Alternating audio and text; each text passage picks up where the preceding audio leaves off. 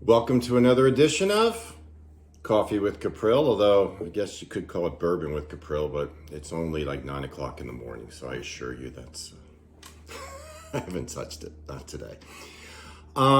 Today I want to get into, talk to you about GameStop, shorting a stock, Robinhood, all that stuff that you've been hearing about in the media as of late.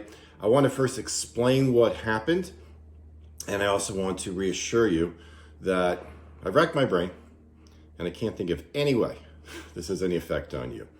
So let's talk about the concept of shorting a stock. Forget stock for a second. I'm going to use the example of a car.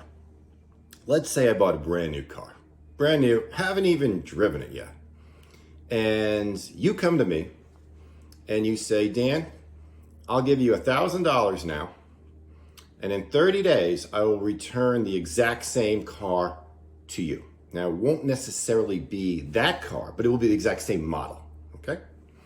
And I say, sure, I haven't even driven it yet. So as long as you bring me back the same color, the same model, whatever, same mileage, which in this case would be like 10 miles, I'm good. All right, so you take the car and you immediately sell it.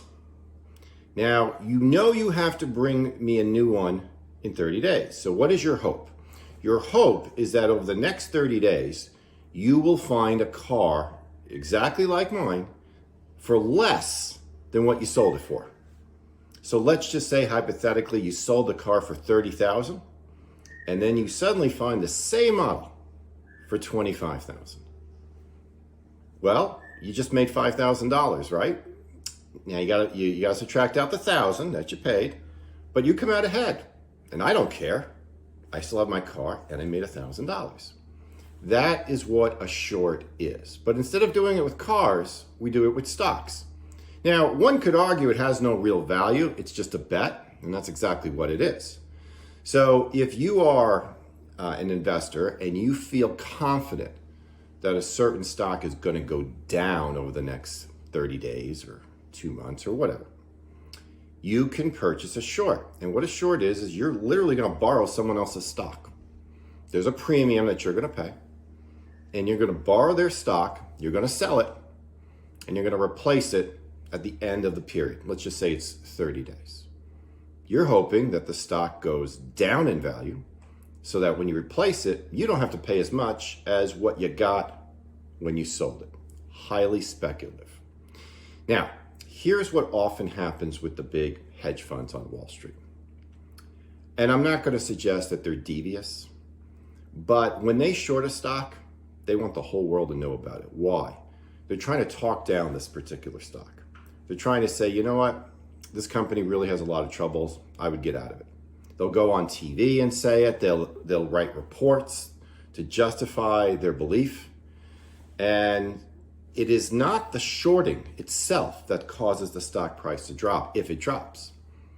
It's the news that's being emitted from the investors as to why they're shorting the stock. And their friends in the media will gladly help them with that concept. Now, when stock is shorted, it's public. The percentage of stock that's shorted is known.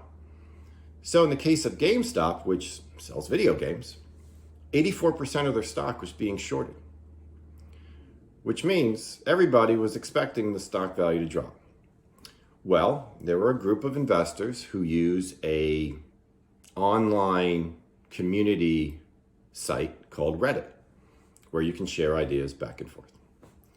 And this group liked the company GameStop, largely because probably a lot of them were those video gamers. They all had a fondness to the place. And they probably didn't like the fact that there were all these people shorting the stock. So they decided, you know what, if we all go out and just buy a little bit, I mean, there's a lot of us. I don't even know what the total count was. Let's say there's 5,000 of them.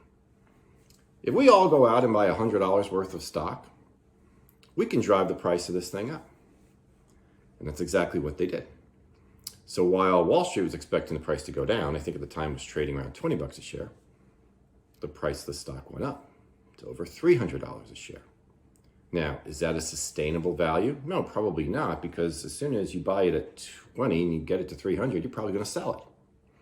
But the guys who did all the shorting they're in trouble. Why? Because they have to replace the stock that they sold for 20, and they may have to pay as much as $300 a share to do it. And that is what transpired. So shorting of a stock is something that firms in Wall Street do all the time. I never recommend it. It's not in any of our portfolios. It's highly speculative, and you can lose an unlimited amount of money because there's no limit as to how that stock can go. So it's very skeptical. It's a dangerous strategy. And it's another reason why we never advocate selective stock picking or even the use of options. But sadly, there are people that you can go online and you can short stocks all you want all day, but that's a very quick way to lose your money. So I hope that makes sense. If you ever have any questions about this concept, let me know. I just want to show you it's not something that we do with any of the funds that we're using in your portfolio. All right? Have a great day.